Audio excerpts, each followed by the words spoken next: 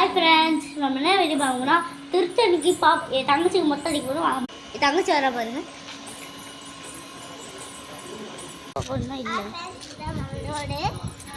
இதெல்லாம் போக போகிறோம் ஃப்ரெண்ட்ஸ். செக் பண்ணுங்க.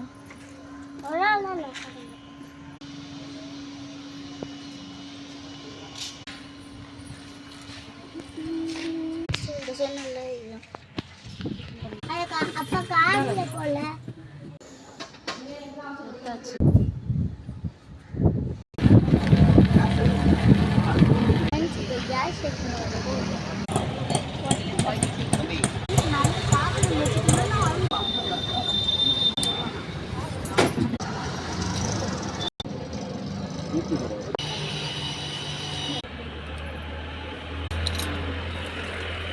நகத்திவே கடிக்கூடாதான்.